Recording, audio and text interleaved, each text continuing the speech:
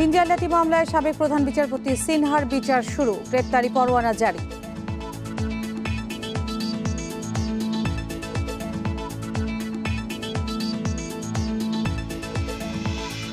JKG প্রতারণায় Sabrina সহ ৮ জনের নামঞ্জুর, চার্জ গঠনের পরবর্তী শুনানি ২০ আগস্ট।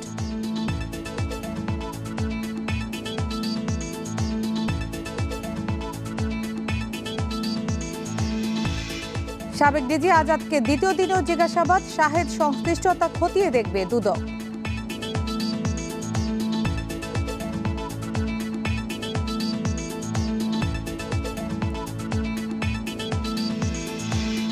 দীর্ঘস্থায়ী বন্যায় ফসলের ব্যাপক ক্ষয়ক্ষতি, বীজ সংকট, চড়া মূল্যে আমন চাষ ব্যাহতের শঙ্কা।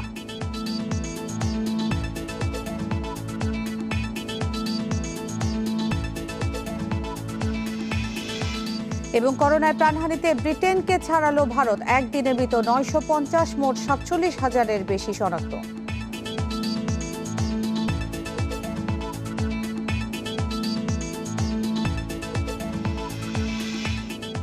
স্বাগত ১ ঘন্টা বিরতিহীন সংবাদ দুপুরে, আপনাদের সঙ্গে আছে নুসাত আফরিদ। শিরোনাম শুনছিলেন, এবার পুরো খবর। ঋণ জালিয়াতি মামলায় সাবেক প্রধান বিচারপতি এস.কে. সিনহা সহ ১১ জনের বিরুদ্ধে চার্জ গঠন করেছেন আদালত। চার্জ গঠনের মধ্য দিয়ে আসামিদের বিরুদ্ধে আনুষ্ঠানিকভাবে বিচার শুরু হলো।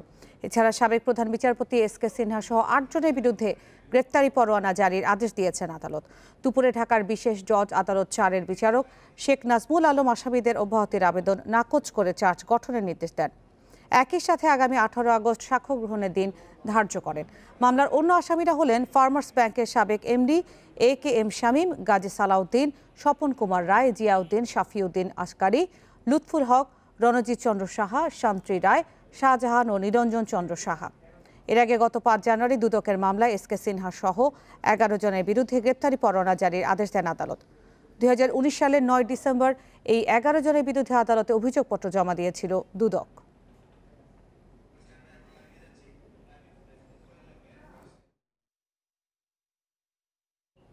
এ বিষয়ে আরো জানাতে মহানগর দায়রা জজ আদালত চত্বর থেকে যোগ দিচ্ছেন সহকর্মী খালেদ রায়হান। রায়হান, সাবেক প্রধান বিচারপতি এস.কে. সিনহা সহ ১১ জনের বিরুদ্ধে যে চার্জ গঠন করেছে আদালত, এ বিষয়ে আর কি তথ্য আছে আপনার কাছে? দেখুন, সাবেক প্রধান বিচারপতি এস.কে. সিনহার বিরুদ্ধে যেই অভিযোগটি করা হয়েছিল দুদকের পক্ষ থেকে ৪ কোটি টাকা অর্থ আত্মসাৎ এবং ঋণ জালিয়াতি যে অভিযোগটি দেওয়া হয়েছে, তারই কিন্তু আজকে আনুষ্ঠানিকভাবে তার কার্যক্রম বিচার কাজ কিন্তু শুরু হলো এবং সেখানে কিন্তু মোট ১১ জন আসামি রয়েছে, যার মধ্যে ২ জন কিন্তু তারা আসলে জামিন নিয়েছেন এবং ১ জন জেল হাজতে আছেন এবং বাকি যে ৮ জন তারা কিন্তু এখনো পলাতক রয়েছেন। আমরা যেমনটি জানি, গত প্রায় ২ বছর ধরে কিন্তু সাবেক প্রধান বিচারপতি এস.কে. সিনহা তিনি কিন্তু যুক্তরাষ্ট্রে অবস্থান করছেন এবং আজকে যেই আনুষ্ঠানিকভাবে বিচার কাজ শুরু হলো সেটি কিন্তু যেহেতু আজকে থেকে বিচার কাজ শুরু হলো, সেই জায়গা থেকে ৮ জন যেহেতু পলাতক রয়েছেন, তাই কিন্তু তাদের বিরুদ্ধে গ্রেপ্তারি পরোয়ানা জারি করা হয়েছে এবং যে মূল অভিযোগটি তার বিরুদ্ধে রয়েছে যে মূল শাহজাহান এবং নিরঞ্জন দত্ত, এই দুইজনই কিন্তু মাত্র ৩ দিনের ব্যবধানে ৬ তারিখ যখন তারা ব্যাংক অ্যাকাউন্ট ওপেন করেন, তার ৭ তারিখে কিন্তু আড়াই কোটি মোট ৫ কোটি টাকার জন্য তারা ঋণ আবেদন করেন এবং ৮ তারিখের মধ্যে তারা কিন্তু সেই ঋণটি পেয়ে যান। তারপরে ঋণ পেয়ে যায়, ৫ কোটি টাকা আবেদন করা, ৪ কোটি টাকা ঋণ পেয়ে যান এবং ৪ কোটি টাকাই কিন্তু এস.কে. সিনহার যে ব্যক্তিগত অ্যাকাউন্টটি রয়েছে সেখানে কিন্তু সেই টাকাটি ট্রান্সফার করে দেওয়া হয় এবং আজকে যখন দুদকের আইনজীবী কথা বলছেন, তিনি কিন্তু জানিয়েছেন যে সেই ৪ কোটি টাকা এস.কে. সিনহার ব্যক্তিগত অ্যাকাউন্টে যাওয়ার পর সেটি কিন্তু তার ছোট ভাই থেকে শুরু করে তার কয়েকটি অ্যাকাউন্টে বিভিন্ন জায়গায় কিন্তু সেই টাকাগুলোকে ভাগ করে দেওয়া হয় এবং এই যে টাকাগুলো ভাগ করে দেওয়া হয়, গত বছর যখন এই বিষয়ে দুদকের চেয়ারম্যান তিনি যখন জানিয়েছিলেন যে এই ফার্মার্স ব্যাংকে যে ৬ জন রয়েছেন এমডি সহ ৬ জন এবং যে ২ জনের নামে অ্যাকাউন্ট করা হয়, তাদের যে সাক্ষ্য গ্রহণ করা হয়েছিল সেখানে কিন্তু তারা সেই বিষয়টি স্বীকার করেছেন বলেই কিন্তু দুদকের যিনি আজকে আইনজীবী আছেন তিনি কিন্তু বিষয়টাকে নিশ্চিত করেছেন এবং সেই স্বীকারোক্তির পরে আজকে যখন আনুষ্ঠানিক কাজ শুরু হলো, এরপরে কিন্তু তাদের বিরুদ্ধে গ্রেপ্তারি পরোয়ানা জারি করা হয়েছে। এই বিষয়ে আমরা জানতে চেয়েছিলাম এই আইনজীবীর কাছে যে যেহেতু এর মধ্যে একজন দেশের বাইরে প্রধান বিচারপতি এস.কে. সিনহা, সাবেক প্রধান বিচারপতি, তিনি যেহেতু দেশের বাইরে অবস্থান করছে, সেই বিষয়ে কিন্তু তারা জানাবে এবং সেই অনুযায়ী আইনানুগ ব্যবস্থা গ্রহণ করা হবে এবং 18 তারিখে কিন্তু আরও একটি দিন ধার্য করা হয়েছে, যেখানে কিন্তু বিচারের পরবর্তী যে প্রক্রিয়াগুলো রয়েছে সেগুলো কিন্তু আসলে করা হবে। একটি বিষয় হচ্ছে, একটি দেশে বা বাংলাদেশের কোনো প্রধান বিচারপতির বিরুদ্ধে এই কিন্তু প্রথম আইনগতভাবে তার বিরুদ্ধে কিন্তু গ্রেপ্তারি পরোয়ানা জারি করা হয়েছে। এখানে একটি উল্লেখযোগ্য বিষয় হচ্ছে, তার বিরুদ্ধে যে অভিযোগগুলো আনা হয়েছে, দুদকের যিনি আইনজীবী রয়েছেন তিনি কিন্তু স্পষ্ট করে জানিয়েছেন সেগুলো কিন্তু দুটি মূল অভিযোগ রয়েছে, একটি ঋণ জালিয়াতি, একটি অর্থ আত্মসাৎ। এই দুটি মিলে কিন্তু তার বিরুদ্ধে যে মামলাটি করা হয়েছে তারপরেই কিন্তু তার আসলে পলাতক রয়েছে, এবং সব মিলে 18 তারিখে যেই দিন ধার্য করা হয়েছে সেখানে কিন্তু 18 তারিখে কিন্তু পরবর্তী যেই নির্দেশনা পরবর্তী শুনানি সেটি কিন্তু হওয়ার কথা রয়েছে। আদালত প্রাঙ্গণ থেকে জানাচ্ছিলেন খালেদ রায়হান। করোনা টেস্টের প্রতারণার মামলায় জেকে দিয়ে চেয়ারম্যান ডাক্তার সাবরিনা চৌধুরীর প্রতিষ্ঠানটির সিইও আরিফুল হক চৌধুরী সহ 8 জনের জামিন নামঞ্জুর করেছেন আদালত। এছাড়া তাদের বিরুদ্ধে অভিযোগ গঠনের পরবর্তী শুনানি 20 আগস্ট ধার্য করা হয়েছে। সকালে ঢাকা মেট্রোপলিটন ম্যাজিস্ট্রেট শারাফুজ্জামান আনসারীর আদালত এই দিন ধার্য করেন। এর আগে বেলা 11টার দিকে সাবরিনা, আরিফুল হক চৌধুরী সহ 8 আসামিকে আদালতে হাজির করা হয়। মামলার অন্য আসামিরা হলেন আবু সাইদ চৌধুরী, হুমায়ুন কবির হিবু, তানজিলা পাটোয়ারি, বিপ্লব দাস, শফিকুল ইসলাম রোমিও ও জেবুন্নেসা। 5 আগস্ট এই মামলায় ডাক্তার সাবরিনা চৌধুরী, আরিফুল হক চৌধুরী সহ 8 জনের বিরুদ্ধে ঢাকা সিএমএম আদালতে অভিযোগপত্র দেয় তদন্ত সংস্থা ঢাকা মহানগর গোয়েন্দা পুলিশ। পরদিন আদালত এই 8 জনের বিরুদ্ধে অভিযোগ গঠন শুনানির জন্য আজকের দিন ধার্য করেন। করোনা পরীক্ষা নামে প্রতারণার অভিযোগে 23 জুন সাবরিনার স্বামী আরিফ চৌধুরী সহ 6 জনকে গ্রেফতার করে পুলিশ।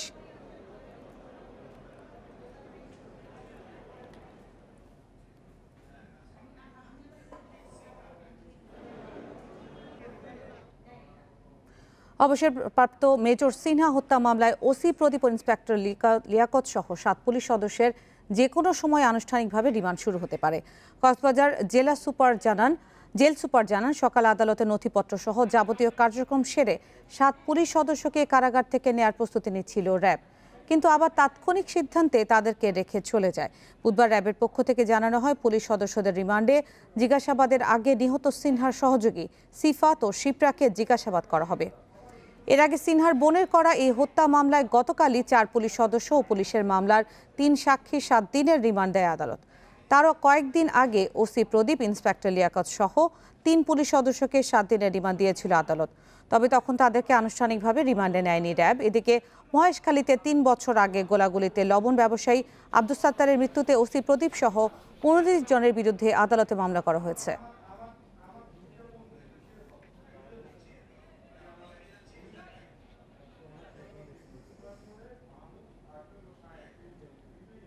এ নিয়ে আরো জানাতে কক্সবাজার থেকে যোগ দিচ্ছেন সহকর্মী তৌফিকুল ইসলাম। তৌফিক, এর আগের খবর আপনি যেমনটি জানিয়েছিলেন যে ওসি প্রদীপ সহ 7 পুলিশ সদস্যের রিমান্ডের বিষয়ে আদালত থেকে আসলে নির্দেশ দিয়েছে, তাদেরকে কারাগার থেকে না নিয়ে আবার কেন ফিরিয়ে গেছে, এ বিষয়ে র্যাব কিছু বলেছে কিনা? আসলে কারা কর্তৃপক্ষ সব প্রস্তুতি সম্পন্ন করেছিল র্যাবের পক্ষ থেকে, কিন্তু সকাল 11:30টায় কক্সবাজার জেলা কারাগারে তারা উপস্থিত হয়েছিলেন। ওসি প্রদীপ সহ 7 জনকে আজকে তারা র্যাব কার্যালয়ে নিয়ে গিয়ে তারা রিমান্ড শুনানি করবেন, রিমান্ডে নিয়ে আসবেন, রিমান্ডে নিয়ে জিজ্ঞাসাবাদ করবেন। তা আসলে সবকিছু মূল হচ্ছে আবার র্যাব তাদেরকে না নিয়ে ফেরত চলে গেছেন। তো এই বিষয়ে আমি কথা বলার চেষ্টা করেছি র্যাবের কাছ থেকে, তাদের গণমাধ্যমের সাথে কথা বলার চেষ্টা করছি, তাদের কাছ থেকে কোনো ধরনের বক্তব্য আমরা পাইনি। তবে আমি কথা বলেছি কক্সবাজার জেলা কারাগারের জেল সুপারের সাথে কথা বলেছি, তারা আসলে প্রস্তুত রয়েছেন। র্যাবের পক্ষ থেকে বলা হয়েছে তারা যেহেতু একবার চলে গেছেন, যে কোনো সময় এসে ওসি প্রদীপ সহ 7 জনকে তারা জিজ্ঞাসাবাদের জন্য নিয়ে যাবেন। তো এখন পর্যন্ত আসলে যে এখন 2টা বেজে গেছে, কিন্তু এখনো পর্যন্ত র্যাবের পক্ষ থেকে কারাগারে যাওয়া হয়নি। অপরদিকে আমরা যতটুকু জানতে পেরেছি, নিহত সিনহার যে সহযোগী সিফাত এবং সিপ্রা তাদেরকেও জিজ্ঞাসাবাদ করার কথা রয়েছে র্যাবের পক্ষ থেকে, তবে এখনো পর্যন্ত তাদেরকে জিজ্ঞাসাবাদ করেনি। আপনি জানেন সিনহা নিহত হওয়ার পরপরই সিনহার বড় বোন শারমিন কক্সবাজার জুডিশিয়াল আদালতে একটি মামলা করে, সেই মামলায় র্যাব যে 7 জনকে ওসি প্রদীপ সহ 7 জন তারা আত্মসমর্পণ করেছে তাদের রিমান্ড চাওয়া হয়েছিল, সেই রিমান্ডের প্রেক্ষিতেই কিন্তু আজকে এই ঘটেছে। তবে আরেকটি বিষয় আপনাকে জানাতে চাই, সরকারিভাবে যে তদন্ত কমিটি করা হয়েছে সেই তদন্ত টিমের সদস্যরা কক্সবাজার আছেন, তারা তদন্ত কার্যক্রম চালিয়ে যাচ্ছেন। তারা বলেছেন তদন্তের স্বার্থে তাদের যার সাথে কথা বলা দরকার তারা কথা বলবেন এবং আগামী 16 তারিখ সিনহা যেই জায়গায় নিহত হয়েছিল সেখানেই তারা গণশুনানি করবেন বলে জানিয়েছেন। আরেকটি বিষয় হচ্ছে, যেহেতু ওসি প্রদীপ গ্রেফতার হওয়ার পরপরই সাধারণ মানুষ মুখ খুলতে শুরু করেছে। ওসি প্রদীপ মানুষকে অসহায় মানুষকে যে ক্রস ফায়ারের নামে যে হত্যা চালিয়েছে সেই বিষয়ে তারা মুখ খুলেছেন। এবং আরেকটি বিষয়, গতকালকে মহেশখালীতে ওসি প্রদীপ সহ 29 জনের বিরুদ্ধে একটি মামলা আবেদন করেছেন, সেটি আমলে নিয়ে 29 জনকে যে আবেদন করেছেন সেটি আমলে নিয়ে সিআইডিকে তদন্ত করার জন্য একটি নির্দেশ দিয়েছেন। সেরকম একটি অসমর্থন সূত্র আমরা জানতে পেরেছি, তবে এখনো পর্যন্ত বাদীর পক্ষে আইনজীবীর সাথে আমাদের কথা হয়নি। তৌফিকুল ইসলাম জানাচ্ছিলেন কক্সবাজার থেকে। টেকনাফ থানার সাবেক ওসি প্রদীপ কুমার দাসের বিরুদ্ধে ওঠা সব অনিয়ম ও বিচার বহির্ভূত হত্যাকাণ্ডের অভিযোগের আলাদা তদন্ত করবে সরকার। আইনমন্ত্রী আনিসুল হক এ কথা নিশ্চিত করে জানান, অভিযোগ সত্য প্রমাণ হলে তার বিরুদ্ধে যথাযথ আইনি ব্যবস্থা নেওয়া হবে। জাতীয় মানবাধিকার কমিশনের সাবেক চেয়ারম্যান ডক্টর মিজানুর রহমান মনে করেন, বিচার বহির্ভূত হত্যাকাণ্ডের দায় সরকার এড়াতে পারে না। কক্সবাজারে পুলিশের গুলিতে অবসরপ্রাপ্ত মেজর সিনহা মোহাম্মদ রাশেদ খান নিহত হবার পর থেকেই আলোচনায় টেকনাফ থানার সাবেক ওসি প্রদীপ কুমার দাস। তার বিরুদ্ধে একে একে উঠে আসছে অনিয়মের অসংখ্য অভিযোগ। 25 বছরের চাকরি জীবনে বেশিরভাগ সময় চট্টগ্রাম অঞ্চলের বিভিন্ন থানার দায়িত্বে ছিলেন প্রদীপ কুমার দাস। টেকনাফ থানার তার 2 বছরের মেয়াদে 1.5 শতাধিক বন্দুকযুদ্ধের ঘটনা ঘটে। প্রতিদিনই দুর্নীতি ও অনিয়মের নতুন নতুন অভিযোগ উঠছে তার বিরুদ্ধে, যার সবকিছুই আমলে নিচ্ছে সরকার। বলা হচ্ছে 150 মানুষ, এখন অনেক কথাই বলা হচ্ছে, কিন্তু আমার বক্তব্য হচ্ছে যে কথা উঠেছে, আমরা এটা খতিয়ে দেখব এর সত্যতা কতটুকু আছে। এর সত্যতা যদি থাকে, ঠিক আজকে যেইভাবে আপনার বিচার হচ্ছে হবে। আর আওয়ামী লীগ সরকার এই বিচার বহির্ভূত হত্যা আমরা কিছুতেই মেনে নিব না এবং যারা এটা করবে তাদেরকে আমরা শাস্তি দেব। আইন ও সালিশ কেন্দ্রের জরিপ বলছে, গত 6 মাসেই আইন শৃঙ্খলা বাহিনীর হেফাজতে মৃত্যু প্রায় 200 জনের। অপরাধ দমনে বিচার বহির্ভূত হত্যাকাণ্ড কোনো সমাধান নয় বলে মনে করেন জাতীয় মানবাধিকার কমিশনের চেয়ারম্যান ডক্টর মিজানুর রহমান। যে কাজ করবার জন্যে ওসি প্রদীপ রাষ্ট্র কর্তৃক পুরস্কৃত হয়েছেন, সেই একই কাজের জন্য কিন্তু এবার তিনি কাঠগড়ায় দাঁড়াচ্ছেন। আমরা প্রত্যেকটি হত্যাকাণ্ডের বিচার দেখতে চাই। শুধু এখানে সরকার কোনোভাবেই তার দায়িত্ব এড়িয়ে যেতে পারে না। জাতীয় মানবাধিকার কমিশনের দায়িত্ব থাকাকালে বিচার বহির্ভূত হত্যাকাণ্ড বন্ধে সোচ্চার ভূমিকা রাখার চেষ্টা করলেও সংশ্লিষ্ট মন্ত্রণালয়গুলোর সহযোগিতা না পাওয়ার কথা জানান doctor Mizanur Rahman. Nafiza Daula, independent news, Dhaka. কক্সবাজারে পুলিশের গুলিতে অবসরপ্রাপ্ত মেজর রাশেদ মোহাম্মদ সিনহা হত্যার বিচার দাবি করেছেন মহাসচিব মির্জা ফখরুল ইসলাম আলমগীর। সকালে এক ভার্চুয়াল সংবাদ সম্মেলনে তিনি এ দাবি করেন।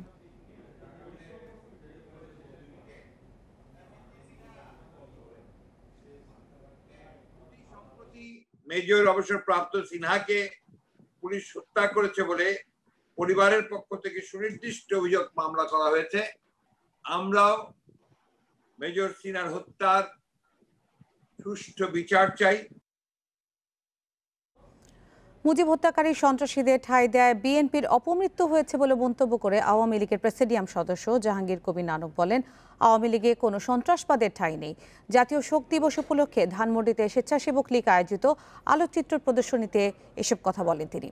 প্রদর্শনী অনুষ্ঠানে বক্তারা বলেন, 15ই আগস্ট বঙ্গবন্ধু হত্যা নয়, 7.5 কোটি বাঙালির স্বপ্নকে হত্যা করা হয়েছে। যারা বঙ্গবন্ধুকে হত্যার মাধ্যমে পাকিস্তানবাদ প্রতিষ্ঠা করতে চেয়েছিল তারা ভুল প্রমাণিত হয়েছে।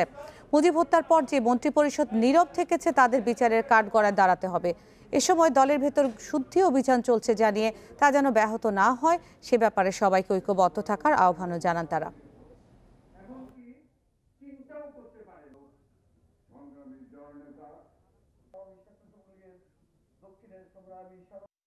হত্যাকারীদেরকে পুরস্কৃত করেছেন, রক্ষা করেছেন, শেল্টার দিয়েছেন।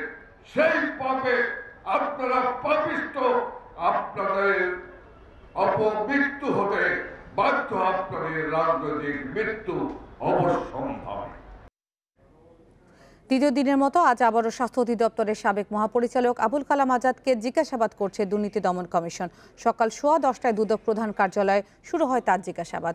এর আগে সকাল 9:40 দিকে আবুল কালাম আজাদ দুদকে হাজির হন। তাকে রিজেন্ট হাসপাতালের দুর্নীতির বিষয়ে জিজ্ঞাসাবাদ করা হচ্ছে। তার বিরুদ্ধে হাসপাতালের অনুমোদন না থাকা সত্ত্বেও রিজেন্ট হাসপাতালকে করোনা চিকিৎসার কাজ দেওয়ার অভিযোগ রয়েছে। বুধবার আবুল কালাম আজাদকে মাস্ক, পিপিই সহ অন্যান্য সুরক্ষা সামগ্রী কেনায় যে অনিয়ম ও দুর্নীতি হয়েছে সে বিষয়ে জেরা করা হয়। জিজ্ঞাসাবাদ করে দুদকের পরিচালক মীর জয়নুল আবেদিন শিবলির নেতৃত্বাধীন একটি দল। জিজ্ঞাসাবাদ শেষে দুর্নীতির অভিযোগ অপপ্রচার বলে দাবি করেন স্বাস্থ্য অধিদপ্তরের সাবেক মহাপরিচালক আবুল কালাম আজাদ।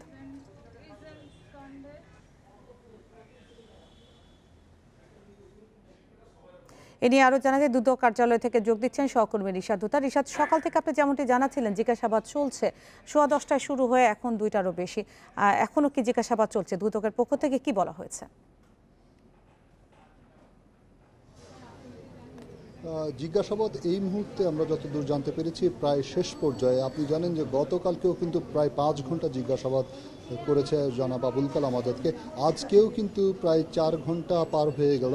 কিছুক্ষণের মধ্যেই তার জিজ্ঞাসাবাদ শেষ হয়ে যাবে এমনটাই আমরা শুনতে পাচ্ছি।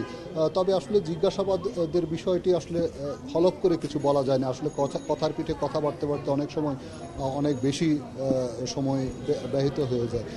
আসলে আমরা এমনও দেখেছি যে 7-8 ঘন্টা পর্যন্ত জিজ্ঞাসাবাদ করা হয়েছে। আসলে ঘটনার ব্যাপ্তি অনুযায়ী কিন্তু জিজ্ঞাসাবাদের সময়টা আসলে নির্ধারণ হয় আর কি। তো সব কিছু মিলিয়ে গতকালকে কিন্তু অনেক কিছুই উঠে এসছে। বিশেষ করে স্বাস্থ্য অধিদপ্তরের যে বিভিন্ন যে দুর্নীতি, বিশেষ করে করোনাকালীন সময়ে স্বাস্থ্য সুরক্ষার জন্য যেই কেনাকাটার বিষয়ে যে দুর্নীতির অভিযোগ এসছে এবং যন্ত্রপাতির ক্রয়ের বিষয়ে, বিভিন্ন সময়ে যে যন্ত্রপাতি ক্রয়ের বিষয়ে যে দুর্নীতির অভিযোগ, সেই দুর্নীতির বিষয়গুলো কিন্তু কালকে তাকে প্রশ্ন করা হয়েছে। আজকে তার মূলত হচ্ছে যে শাহেদ সংশ্লিষ্ট, অর্থাৎ রিজেন্ট হাসপাতালের মালিক যে শাহেদ মোহাম্মদ শাহেদ, তার বিষয়ে তার সাথে যে সংশ্লিষ্ট দুর্নীতির যে অভিযোগ তার বিরুদ্ধে আছে, যেমন রিজেন্ট হাসপাতালের অনুমোদন নবায়ন না করা অবস্থায় তাকে কাজ দেয়া এবং পরবর্তীতে রিজেন্ট হাসপাতাল যে চুক্তি ভঙ্গ করে প্রায় 3500 টাকা করে নিয়েছে শুধুমাত্র করোনার স্যাম্পল কালেকশনের জন্য, যেটি আসলে চুক্তি বহির্ভূত। আপনারা জানেন যে করোনার প্রথম অবস্থায় কিন্তু করোনা টেস্ট বা চিকিৎসার জন্য সরকার কোনো চার্জ নির্ধারণ করেনি এবং এই ক্ষেত্রে কিন্তু দেখা যাচ্ছে যে সেই চুক্তি ভঙ্গ করে রিজেন্ট হাসপাতাল প্রতিটি স্যাম্পল কালেকশনে 3500 টাকা করে নিয়েছে। এই বিষয়টি কিন্তু নিপসম বারবার করে স্বাস্থ্য অধিদপ্তরকে জানানোর পরও স্বাস্থ্য অধিদপ্তর কোনো ধরনের কোনো পদক্ষেপ গ্রহণ করেননি। তখন স্বাস্থ্য অধিদপ্তরের ডিজি ছিলেন ডাক্তার আবুল কালাম আজাদ। এই বিষয়টি কিন্তু নিপসম দুদককেও জানিয়েছে যে এই বিষয়টি যে স্বাস্থ্য অধিদপ্তরকে জানানো হয়েছিল এবং স্বাস্থ্য অধিদপ্তর কিন্তু কোনো ধরনের পদক্ষেপ নেয়নি আর কি। এবং এই সময়ের পরেও কিন্তু প্রায় 1 থেকে দেড় মাস রিজেন্ট হাসপাতাল কিন্তু এই একই চার্জে বিভিন্ন মানুষের কাছ থেকে করোনার স্যাম্পল কালেকশনের নামে 3500 টাকা করে নিয়েছে এবং পরবর্তীতে যখন বেরিয়ে এসেছে যে তারা আসলে করোনা টেস্টের নামে জালিয়াতি করেছে, অর্থাৎ করোনা টেস্ট না করেই তারা শুধুমাত্র রিপোর্ট দিয়েছে, শুধুমাত্র একটি কাগজ প্রিন্ট আউটের মাধ্যমে তারা দিয়েছে। তো এই বিষয়গুলো যখন উঠে আসছে তখন ডিজির নানা সময়ে যে রিজেন্ট হাসপাতালের সাথে সংশ্লিষ্টতা এবং অন্যান্য যে রিজেন্ট এবং জেকেজি বা এই ধরনের যাদের বিরুদ্ধে অভিযোগ আছে তার বিষয়ে যে সংশ্লিষ্টতা, অর্থাৎ তার বিরুদ্ধে কিন্তু একটি বিষয় যে যারা জালিয়াতি করেছে তাদেরকে প্রশ্রয় তিনি দিয়েছেন এবং তাদের সাথে কোনো রকম যোগসাজশ এসেছে কিনা, এই সব বিষয়গুলোই কিন্তু জিজ্ঞাসাবাদে উঠে আসছে। গতকালকে যদিও সাবেক স্বাস্থ্যের মহাপরিচালক আবুল কালাম আজাদ বারবার করে বলেছেন যে তিনি আসলে নিরপরাধ, নিজের প্রাণের ঝুঁকি নিয়ে তিনি কাজ করেছেন, এই সব কথাই কিন্তু তিনি বলেছেন এবং বলেছেন যে তিনি একেবারে এই সব বিষয়ের সাথে তিনি কোনোভাবে, অর্থাৎ দুর্নীতির সাথে তিনি কোনোভাবে সংশ্লিষ্ট না। কিন্তু দুদক কিন্তু বারবার করেই বলছে যে তার বিষয়ে আসলে পুরোপুরি স্বাস্থ্য অধিদপ্তরের যে দুর্নীতি অনিয়মের বিষয়গুলো বিষয়ে তাদের কাছে যথেষ্ট কাগজপত্র নথিপত্র এসেছে এবং এর সাথে সংশ্লিষ্ট যেসব ব্যক্তিগণ আছেন, যেসব ঠিকাদার প্রতিষ্ঠান আছেন, সবার সাথে কথা না বলে কিন্তু দুদক কোনো সিদ্ধান্তে যাবে না। এবং এই মুহূর্তে গণমাধ্যমের কাছে সুস্পষ্টভাবে সাবেক ডিজি ডাক্তার আবুল কালাম আজাদের ব্যাপারে কিছু বলতে দুদক রাজি নয়। ঋষাদ হুদা জানাচ্ছিলেন দুদক কার্যালয়ের সামনে থেকে। ভিয়েতনামে বড় প্রতিষ্ঠানে চাকরি দেওয়া নামে মানব পাচার করে বিপুল টাকা হাতিয়ে নিচ্ছে প্রতারক চক্র। ভুক্তভোগীদের সাথে কথা বলে চক্রের 10 সদস্যকে চিহ্নিত করেছে ইন্ডিপেন্ডেন্ট টেলিভিশন। চক্রটির সঙ্গে যোগসাজশ রয়েছে 9টি রিক্রুটিং এজেন্সির। এছাড়াও কর্মী ও টাকা সংগ্রহের অভিযোগ রয়েছে আরও 11টি এজেন্সির বিরুদ্ধে। প্রথমে মাঠ পর্যায়ে কর্মী সংগ্রহ, তারপর রিক্রুটিং এজেন্সির মাধ্যমে করা হয় ভিয়েতনামের ভিসা এবং ওয়ার্ক পারমিট। এজন্য জনপ্রতি নেওয়া হয় 4 থেকে 4.5 লাখ টাকা। পরে জনশক্তি ব্যুরো থেকে ছাড়পত্র পাওয়া 9 এজেন্সির মাধ্যমে তাদের পাঠানো হয় ভিয়েতনামে। যাত্রার সময় তাদের বাধ্য করা হয় নগদ ডলার বহনে। ভিয়েতনাম পৌঁছার পর কর্মীদের পাসপোর্ট ও সব অর্থ নিয়ে নেয় স্থানীয় দালাল। উচ্চ বেতনের কথা বলা হলেও বিনা পারিশ্রমিকে তাদের কাজ করানো হয় বিভিন্ন প্রতিষ্ঠানে। পাসপোর্ট না থাকায় অনেকেই ধরা পড়ছেন পুলিশের অভিযানে, হচ্ছেন নির্যাতনের শিকার। ভাই এখন থানার ভিতরে আছে ভাই, আমাদের কাছে পাসপোর্ট অনেক কিছু চাইছে, কিন্তু পাসপোর্ট দিতে পারিনি। পাসপোর্টের যে ছবি ছিল আমাদের মোবাইলে সেইগুলো দিয়েছি, ওনারা অনেক কিছু করছে। এখন দালালের বিষয়ে কোনো রকম তদন্ত করছে। প্রতারিত কর্মীরা জানান, ভিয়েতনামে দালালদের এ সিন্ডিকেট নিয়ন্ত্রণ করছেন 10 বাংলাদেশি। এদের প্রধান মোস্তফা, সহযোগী হিসেবে কাজ করছেন আতিকুর রহমান আতিক, সাইফুল ইসলাম ও জাব্বার। ভিয়েতনামে থাকায় তাদের বক্তব্য জানা যায়নি। তবে ঢাকায় তাদের সহযোগী এক প্রতিষ্ঠান পোর্ট সিটি ইন্টারন্যাশনালের দাবি, তারা শুধু দেশটিতে যেতে সহায়তা করেছেন। আমাদের কাছে কয়টা টিকিট নিয়েছিল মধ্যে একজনে, আমরা কোনো লোক পাঠাই নাই, আর আমাদের মাধ্যমে যাই না। এটা গেছে মাকসুদ এক লোকের মাধ্যমে আমার এখানে আসা যাওয়া করতো, আমাদের অফিসে টিকিট নিত। ওদের একটা লোকাল একজন লোক ছিল, পরিচয় হয়েছে। আমরা আমাদের মাধ্যমে না যাই না, ওরা ওদের মধ্যে কথা বললা ওই টিকিটটা আমাদের কাছ থেকে নিয়ে গেছিল লাস্টে। রিক্রুটিং এজেন্সির লাইসেন্স দেওয়ার সময় যাচাই বাছাইয়ে গলদ দেখছেন অভিবাসন বিশেষজ্ঞরা। তাদের মতে, ওয়ার্ক পারমিট পাওয়ার পরও বিদেশে কেউ প্রতারণার শিকার হলে দায় এড়াতে পারে না সরকার। এই যে কর্মীরা যখন বিএমইটিতে ছাড়পত্র তাদের নেওয়া হলো, তাদের নামে স্মার্ট কার্ড নেওয়া হলো, তখনই কিন্তু বিএমইটি খোঁজখবর নিতে পারতেন যে এই যে লোকগুলো ভিয়েতনামে যাচ্ছে আসলে তারা কী কাজে যাচ্ছে, কোন কাজে যাচ্ছে, $500 করে বেতন হবে, আদৌ কি সে বেতন হবে কি না, দূতাবাসের কাছে খোঁজখবর নেওয়া। এবং বিশেষ করে প্রথম কয়েক দফা আপনার 10-15 জন পাঠানোর পরেই কিন্তু তাদের এই খোঁজখবরগুলো নিয়ে তারপরে পরের ধাপগুলোতে যাওয়া দরকার ছিল। প্রবাসী কল্যাণ মন্ত্রণালয় বলছে, প্রতারণায় জড়িত এজেন্সির লাইসেন্স বাতিল সহ আইনানুগ ব্যবস্থা নেওয়া হচ্ছে। 15-20 বছর ধরে তো লাইসেন্স দেওয়া হচ্ছে। আর্লিয়ারগুলি কেমনে লাইসেন্স হয়েছে, যদি লাইসেন্স আমাদের আছে, I am doing a thorough recheck on all the licences. দেখা যায় কত লাইসেন্স আমাদের আছে যাদের কোনো ফাইলপত্রই নাই। সম্প্রতি প্রতারিত 27 জন ভিয়েতনামে বাংলাদেশি দূতাবাসে বিক্ষোভ করলে মানব পাচারের বিষয়টি আলোচনায় আসে। এরপর জুলাইয়ে পল্টনে অভিযান চালিয়ে পাচার চক্রের 3 জনকে আটক করে পুলিশ। Ashiq Hossain, independent news, Dhaka. সংসদ ভবন এলাকায় চন্দ্রিমা উদ্যানের সামনে লেক রোডে পর্বতারোহী রেশমানহা রত্নাকে গাড়ি চাপা দেওয়ার 5 দিন পরও কাউকে আটক করতে পারেনি পুলিশ। সংসদ ও গণভবনের মতো স্পর্শকাতর জায়গায় এমন দুর্ঘটনার পর এতদিনেও রেশমাকে চাপা দেওয়া মাইক্রোবাস শনাক্ত করতে না পারায় ক্ষুব্ধ তার স্বজনেরা। পুলিশ বলছে, মাইক্রোবাসটি সিসিটিভি ক্যামেরায় ধরা পড়লেও নম্বর প্লেট দেখা যায়নি। তবে চালককে গ্রেফতারের জোর চেষ্টা চালাচ্ছেন তারা। গেল 7 আগস্ট সকালে চন্দ্রিমা উদ্যানের লেক রোডে সাইকেল চালিয়ে যাওয়ার সময় একটি মাইক্রোবাস চাপা দেয় পর্বতারোহী রেশমানহা রত্নাকে। পরে পুলিশ উদ্ধার করে সোহরাওয়ার্দী হাসপাতালে নিয়ে গেলে মারা যান তিনি। এ ঘটনায় শেরেবাংলা নগর থানায় মামলা করেন রেশমার বোনের স্বামী। ঘটনার 5 দিন পার হলেও রেশমাকে চাপা দেওয়া মাইক্রোবাস এবং চালকের বিষয়ে কোনো তথ্য নেই পুলিশের কাছে। যদিও লেক রোডে দুর্ঘটনাস্থলের আশেপাশে ছিল বেশ কটি সিসিটিভি ক্যামেরা। রেশমার স্বজনরা বলছেন, এটি হত্যাকাণ্ড নাকি দুর্ঘটনা সে বিষয়ে সন্দেহ রয়েছে। ওই জায়গার অনেক ক্যামেরা, অনেক সিসি ক্যামেরা, ফুটেজ নাই কেন? এটা আমাদের মনে প্রশ্ন জাগাচ্ছে, ভীতি জাগাচ্ছে যে আমরা বোধহয় কিছু জানতে পারবো না। পুলিশ বলতেছে ওনারা চেষ্টা করতেছে, কিন্তু আসলে সিসিটিভির ফুটেজ নিতে তো আর চেষ্টা করা লাগে না। আমরা মূলত চাচ্ছি যে আসলে ঘটনাটা কি আর গাড়িটা কার। পুলিশ বলছে সিসিটিভির ফুটেজে বোঝা গেছে মাইক্রোবাসটি কালো রঙের, যদিও এর ভিত্তিতে সেটি খুঁজে বের করা সহজ নয়। তবে নানামুখী তৎপরতায় দ্রুতই মাইক্রোবাস ও চালকের খোঁজ মিলবে বলছেন তদন্ত সংশ্লিষ্টরা। অন্তত 30 থেকে 35টি ক্যামেরা অলরেডি আমরা বিয়ে করতেছি। এখানে আমরা মনে করি যেহেতু গাড়ির আইডেন্টিফাই আমরা করতে পেরেছি, আমরা অবশ্যই এটা বের করতে পারবো। এবং আমি মনে করি যে হয়তো আমাদের কয়েকদিন সময় লাগছে, আমরা পিছনের গাড়ির প্লেট নাম্বারটা আমরা এখনও পাচ্ছি না। এটা আমরা আশা করি আরও কয়েকদিন লাগবে, আমরা পেয়ে যাব। রাজধানীর একটি প্রাথমিক বিদ্যালয়ের শিক্ষক ছিলেন 33 বছর বয়সী রেশমা নাহার রত্না। দুর্ঘটনায় তার মৃত্যুর প্রতিবাদ ও বিচারের দাবিতে এরই মধ্যে নানা কর্মসূচি পালন করছে বিভিন্ন সংগঠন। আল আমিন হোসেন, ইন্ডিপেন্ডেন্ট নিউজ, ঢাকা। প্রতি বছরই পানির উচ্চতা বাড়ছে ব্রহ্মপুত্র, যমুনা ও তিস্তায়। এবছরই 3 নদীর পানি প্রবাহের উচ্চতা অতীতের সব রেকর্ড ভেঙে বিপদসীমার উপরে। বন্যা পূর্বাভাস ও সতর্কীকরণ কেন্দ্র বলছে, যমুনা, তিস্তা ও মেঘনা অববাহিকায় প্রতি বছরই বাড়ছে বন্যার ঝুঁকি। বুয়েটের বন্যা ও পানি ব্যবস্থাপনা বিভাগের গবেষণা বলছে, আগামীতে বাংলাদেশ, ভুটান, নেপাল ও ভারতে বন্যার ঝুঁকি আরও বাড়বে।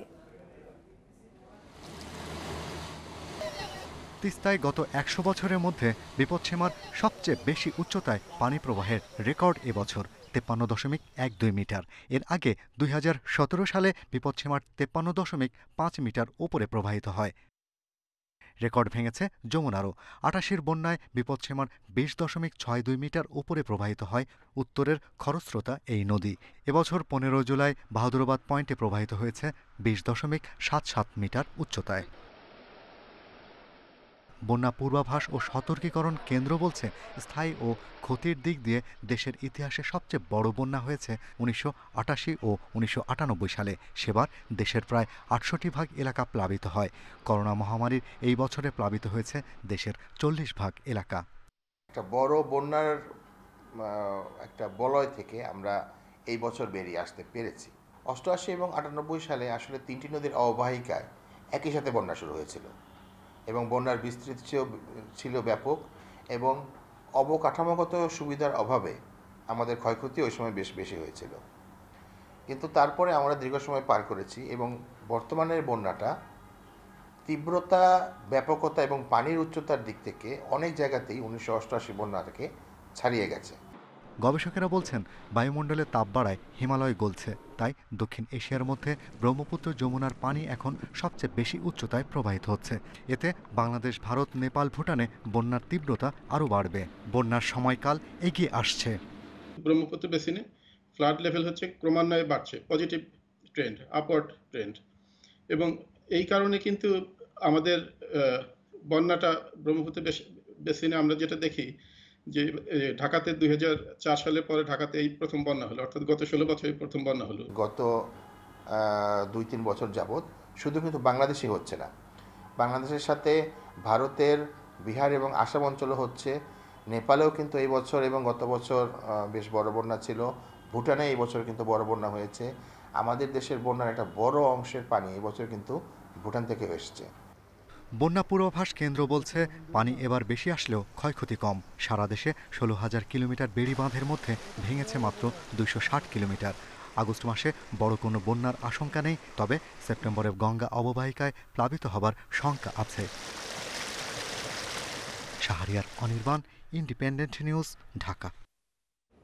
এদিকে দীর্ঘস্থায়ী বন্যায় বিভিন্ন জেলায় ব্যাপক ক্ষতি হয়েছে ফসলের। এই ক্ষতি কাটাতে পানি নামার পর আমন ধান চাষের জন্য মাঠে নামেন কৃষকরা, কিন্তু তাদের বিপাকে ফেলছে বীজের সংকট ও চড়া মূল্য। কৃষি বিভাগের আশ্বাস, কৃষকদের ক্ষতি সামাল দিতে সচেষ্ট রয়েছে তারা। 3 দফা বন্যায় জামালপুর ও কুড়িগ্রামে ব্যাপক ক্ষতি হয়েছে আউশ ধান, পাট, আখ সহ মৌসুমী সবজির। কৃষি বিভাগের হিসাবে জামালপুরে 140 কোটি টাকা ও কুড়িগ্রামে 53,45,80,000 টাকার ফসল ক্ষতিগ্রস্ত হয়েছে। ভূমির মধ্যে পটল লাগাছি, 30,000 টাকার মতন খরচ, এটা উঠে নেই, তাতে তো বর্ষা আসি গেল। পানি কমায় ক্ষতি পোষাতে আমন চাষের চেষ্টা করছেন কৃষকরা, তবে সেখানেও দেখছেন না আশার আলো। বলছেন, জমিতে এখনো পানি, তার উপর বীজের সংকট, এ সুযোগে দামও বেশ চড়া। আমরা বন্যায় ক্ষতিগ্রস্ত, অনেক জ্বালা পাইতেছি না, এই জন্য কৃষকেরা খুব হিমশিম খাইতেছি, খেত লাগাইতে পারতেছি না, পুরো ধান লাগাইতে পারছি না। তবে কৃষি বিভাগের আশ্বাস, পানি কমে গেলেই আমনের চাষ শুরু করা যাবে, আর ক্ষতিগ্রস্ত কৃষকদের তালিকা করে দেয়া হবে প্রণোদনা।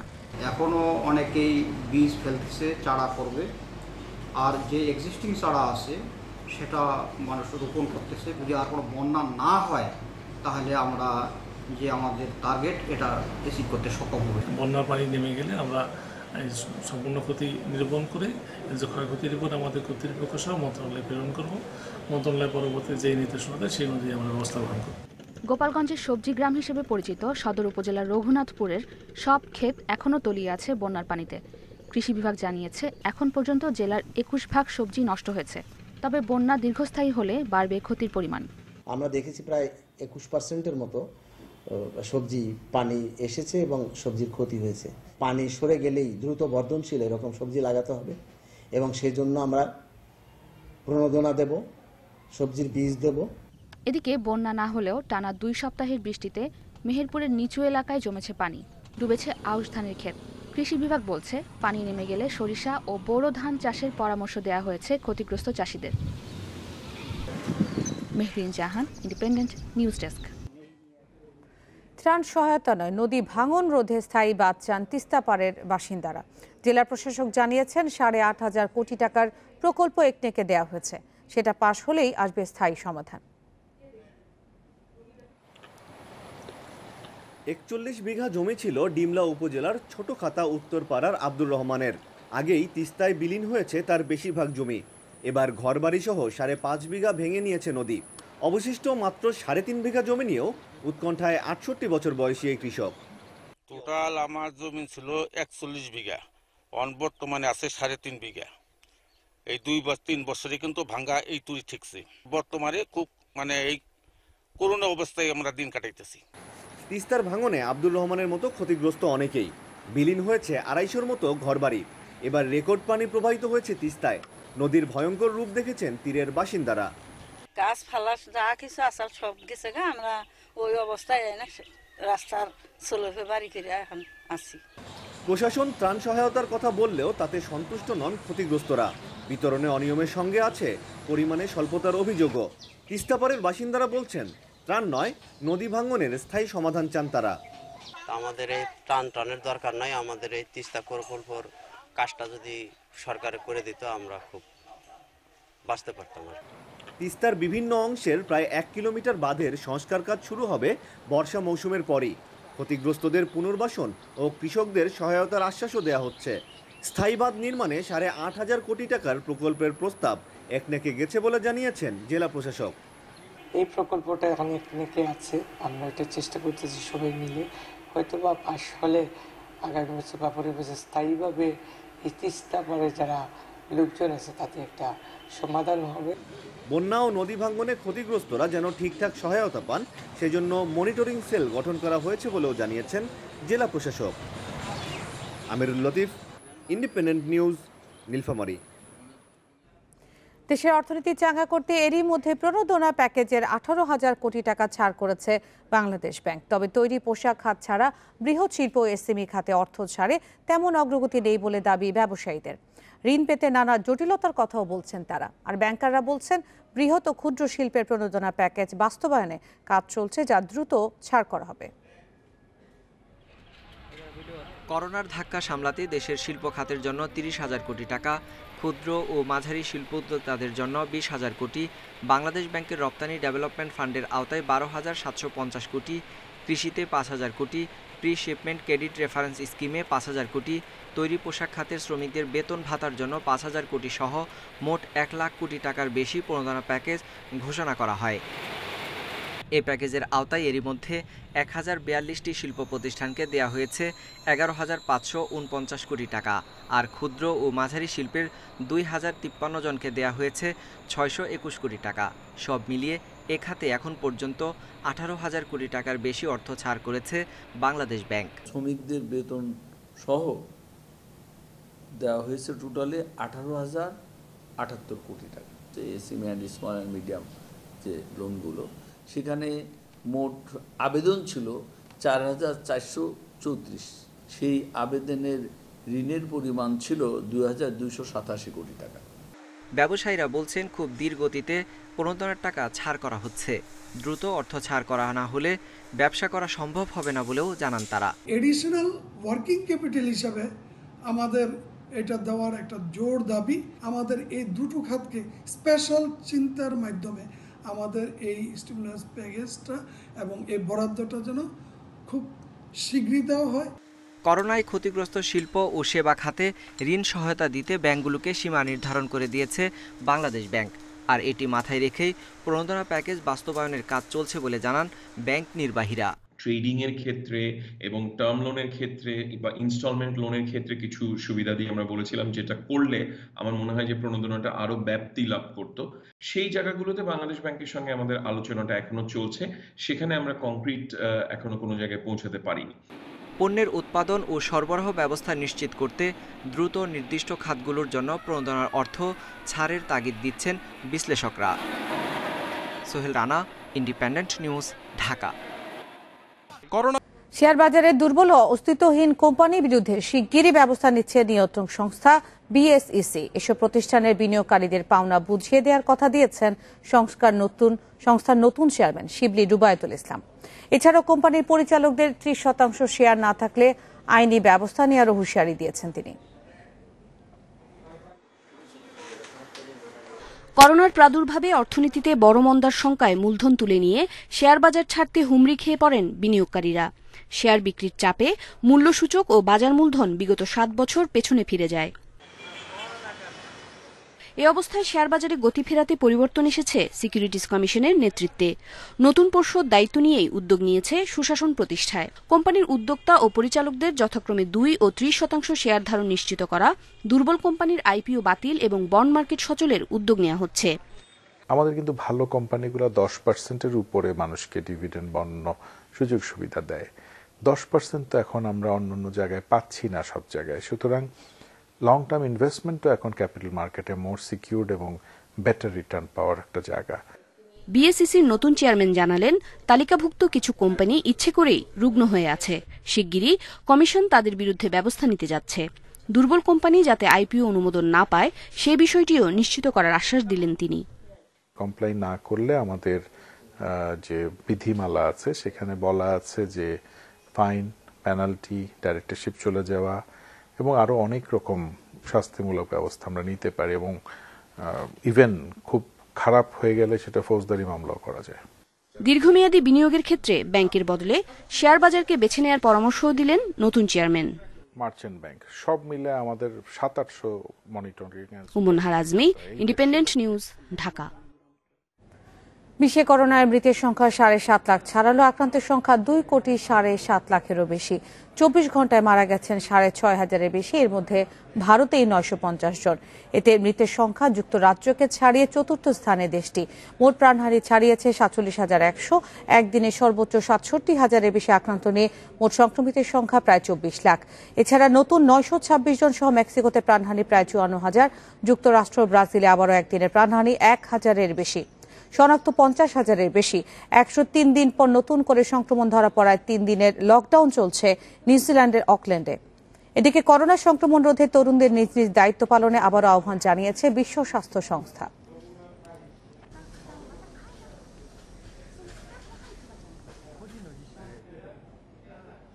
ভারতের সাবেক রাষ্ট্রপতি প্রণব মুখার্জির অবস্থার এখনও সংকটজনক বলে জানিয়েছেন তার চিকিৎসকরা। শারীরিক অবস্থার উন্নতি না হওয়ায় এখনও ভেন্টিলেটর সাপোর্টে আছেন তিনি।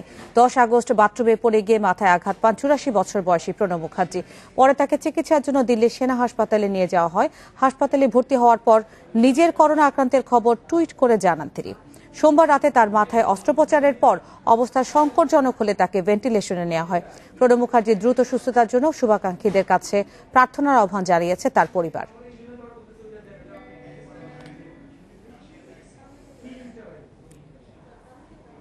করোনা ভ্যাকসিন নিয়ে আন্তর্জাতিক মহল এবং বিশেষজ্ঞদের উদ্বেগ সম্পূর্ণ ভিত্তিহীন বলে জানিয়েছে রাশিয়া। সেই সাথে এই ভ্যাকসিনের কার্যকারিতা নিয়ে বিশ্ববাসীকে আশ্বস্ত করেছেন দেশটির স্বাস্থ্যমন্ত্রী মিখাইল মুরাস্কো। তিনি বলেন, অনেকে প্রতিযোগিতা করার জন্য রাশিয়ার উদ্ভাবিত টিকা নিয়ে প্রশ্ন তুলছে। স্পুতনিক 5 টিকা সম্পূর্ণ নিরাপদ হলেও দাবি তাদের এই টিকা দ্রুত সহজলভ্য হবে বলেও জানান রুশ স্বাস্থ্যমন্ত্রী। ভ্যাকসিনটির প্রথম প্যাকেজ 2 সপ্তাহের মধ্যে পাওয়া যাবে এবং এসব চিকিৎসকদের জন্য দেয়া হবে বলে জানান তিনি। তৃতীয় পর্যায়ের ক্লিনিক্যাল ট্রায়াল শেষ না হতেই মঙ্গলবার বিশ্বের প্রথম করোনা ভ্যাকসিনের অনুমোদন দেয় রাশিয়া। এর কার্যকারিতা এবং সুরক্ষা নিয়ে উদ্বেগ প্রকাশ করেন বিশেষজ্ঞরা। তারা বলছেন, মানবদেহে পরীক্ষার তথ্য ছাড়া টিকার কার্যকারিতা সম্পর্কে নিশ্চিত হওয়া সম্ভব নয়। লেবাননের রাজধানী বৈরুতে ভয়াবহ বিস্ফোরণে ক্ষয়ক্ষতির কারণে সেখানকার চিকিৎসা সেবা ব্যাহত হচ্ছে বলে জানিয়েছে বিশ্ব স্বাস্থ্য সংস্থা। বৈরুতের 55টি ক্লিনিক ও স্বাস্থ্যসেবা কেন্দ্রের অর্ধেকের বেশি অকার্যকর হয়ে আছে বলে জানিয়েছে সংস্থাটি। 4 আগস্টের বৈরুতে বিস্ফোরণে 2 শতাধিক মানুষ নিহত হয়েছে, আহত প্রায় 6,000 আর 3 লাখ মানুষ গৃহহীন হয়েছে। বিস্ফোরণে বৈরুতের প্রধান 3টি হাসপাতাল সহ অন্তত 15টি মেডিকেল স্থাপনা গুরুতর বা আংশিক ক্ষতিগ্রস্ত হয়েছে। বর্তমানে শহরটির 55টি প্রাথমিক স্বাস্থ্যসেবা কেন্দ্রের মধ্যে মাত্র 47 ভাগ পুরোদমে সেবা কার্যক্রম চালাতে পারছে। শহরের বড় 3টি হাসপাতালে তেমন কোনো চিকিৎসা সরঞ্জামও নেই, যা আছে তাও অকেজো হয়ে আছে।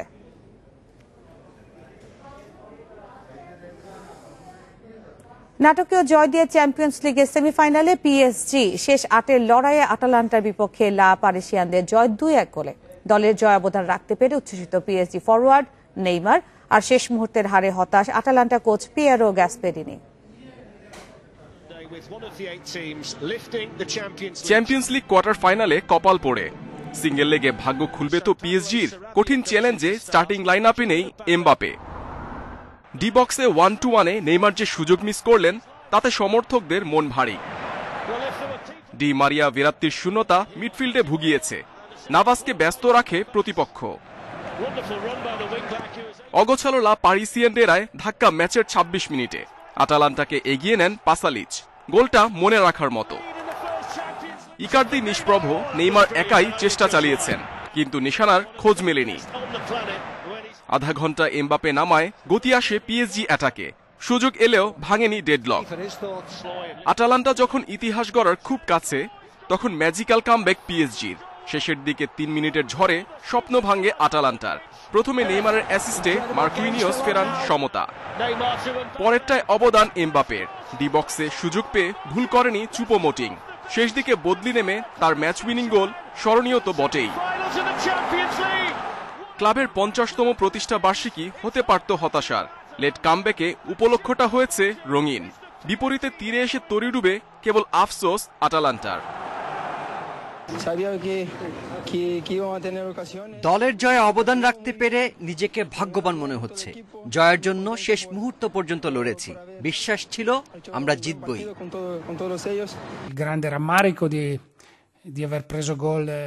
এমবাপের মাঠে নামা ম্যাচের টার্নিং পয়েন্ট ছিল। ওর অন্তর্ভুক্তিতে পিএসজি আত্মবিশ্বাস ফিরে পায়। ফুটবলে অপ্রত্যাশিত অনেক কিছুই ঘটে। পিএসজির সেমিফাইনাল পরীক্ষা 18 আগস্ট লাইপজিগ অথবা আতলেতিকো মাদ্রিদের বিপক্ষে। Mohammad Nazim, independent news. Champions লিগের কোয়ার্টার ফাইনালে রাতে আতলেতিকো মাদ্রিদের প্রতিপক্ষ লাইপজিগ। ইউরোপ সেরা লড়াইয়ে ধারাবাহিক সিমিওনির দল সেমির পথে ফেভারিট। জার্মান দলের বিপক্ষে পরিসংখ্যান বাড়তি প্রেরণা আতলেটির জন্য। অন্যদিকে প্রথমবার শেষ 8-এ ওঠা লাইপজিগ চমক অব্যাহত রাখতে প্রস্তুত। লিসবনের আলভালাদে স্টেডিয়ামে ম্যাচ শুরু বাংলাদেশ সময় রাত 1টায়। চ্যাম্পিয়ন লিভারপুলকে রাউন্ড অফ 16 থেকে বিদায় করে দিয়েছে আতলেতিকো। গেল 7 মৌসুমে পঞ্চমবার কোয়ার্টার ফাইনালে ছোট মাদ্রিদ। বিপরীতে এই প্রথম ইউরোপ সেরার লড়াইয়ে শেষ 8-এ লাইপজিগ। কোরিয়া ভ্রাসাইকো করোনায় আক্রান্ত, তাতে ধাক্কা লেগেছে আতলেতি ডেরায়। বাকিদের নিয়ে চিন্তা নেই, নক আউটে মোরাতার রেকর্ড দারুণ। তবে আক্রমণে কস্তা ফেলিক্স জুটির ওপর আস্থা রাখবেন কোচ। করোনা বিরতির পর দারুণ ছন্দে সিমিওনির দল। সবশেষ 18 ম্যাচে অপরাজিত। জার্মান প্রতিপক্ষের চ্যালেঞ্জে রেকর্ডও পক্ষে। নকআউটে বুন্দেসলিগা দলের বাধা বরাবরই টপকে গেছে লস রোহিব্লাঙ্কস। জিততে হবে, এটাই মূল বিষয়। লাইপজিগ ভালো দল, ওদের কোচও অসাধারণ। প্রতিপক্ষের সামর্থ্য বিবেচনায় ম্যাচ মোটেও সহজ হবে না। ছেলেরা তৈরি আছে। টিমো ভের্নার চেলসিতে চলে গেছেন। ওই শূন্যতা লাইপজিগের শক্তি কমিয়ে দিয়েছে। কার্যকরী 3-5-2 ফরমেশনে ছক সাজাবেন কোচ। পোলসেন আর সাবিটজার এর ফিটনেস নিয়ে আছে শঙ্কা।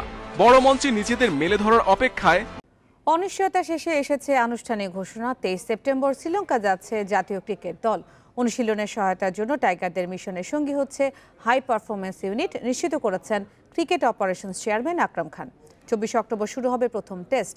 এর বাইরে সিরিজের কোনো সূচি এখনো চূড়ান্ত হয়নি। নিষেধাজ্ঞা কাটিয়ে সাকিবের প্রত্যাবর্তন নিয়েও আসেনি সিদ্ধান্ত। সূচি অনুযায়ী শ্রীলঙ্কা সফরে 3 টেস্টের সিরিজ। নতুন করে টি-20 খেলার প্রস্তাব দেয় বিসিবি। এ নিয়ে দুই বোর্ডের আলোচনা চলছে। ফরম্যাট চূড়ান্ত না হওয়ায় ঠিক হয়নি সূচি। তবে লঙ্কা যাবার দিনক্ষণ ঠিক হয়ে গেছে। চূড়ান্ত হয়েছে প্রথম টেস্ট শুরুর তারিখ। 23 সেপ্টেম্বর জাতীয় দলের সঙ্গে বিমানে উঠবে হাই পারফরমেন্স টিম। সেপ্টেম্বরের মাঝামাঝি আমরা দেশে হয়তো 10-12 দিন প্র্যাকটিস করে তারপর আমরা শ্রীলঙ্কায় চলে যাব উইথ এইচপি টিমকে নিয়ে, এবং সেখানে আমরা প্রায় 20-25 দিন একসাথে আমরা প্র্যাকটিস করব। তারপর তো আমাদের অক্টোবরের 24 তারিখে আমাদের খেলা আছে। গুঞ্জন আছে শ্রীলঙ্কা সফরেই প্রত্যাবর্তন হবে সাকিবের। হেড কোচের পরিকল্পনাতেও আছেন। নিষেধাজ্ঞা শেষ হবে 28 অক্টোবর। সে অনুযায়ী 24 অক্টোবর শুরু হতে যাওয়া প্রথম টেস্ট মিস করলেও দ্বিতীয় ম্যাচে পাওয়া যাবে সাকিবকে। কিন্তু লঙ্কা সফরে তার ফেরা প্রসঙ্গে দ্বিধায় আছে বোর্ড। সে ফ্রি হবে কিন্তু আপনার 29 তারিখে। তা এখন মনে করেন যে আপনার সে যতটুকু আমরা জানি টিমের সাথে প্র্যাকটিস করতে পারবে না। সো এটা কিন্তু একটা আমাদের কনসার্ন করতে হবে কোচের সাথেও, এবং সাকিবের সাথেও করতে হবে, এবং মাননীয় বোর্ড প্রেসিডেন্টের সাথেও আমাদেরকে এ ব্যাপারে আলাপ করতে হবে। সো আমরা যেটা এজেন্ডা ছিল আলাপ করেছি, বাট এটা এখন ফাইনাল কোথাও আমরা এখনো পৌঁছাইনি। সেরা প্রস্তুতি নিয়ে লঙ্কায় যেতে চায় টাইগার ম্যানেজমেন্ট। সে লক্ষ্যে 14 সেপ্টেম্বরের মধ্যে দলীয় অনুশীলন শুরুর পরিকল্পনা বোর্ডের। মাসের শুরুতে ঢাকা চলে আসবে coaching staff. Saiful Majumdar, independent news. এই ছিল বিরতিহীন সংবাদ দুপুরে। ইন্ডিপেন্ডেন্ট টেলিভিশনের সব খবর আরও বিস্তারিত জানতে চোখ রাখুন ফেসবুক, ইউটিউব, টুইটারে। ধন্যবাদ এতক্ষণ সাথে থাকার জন্য।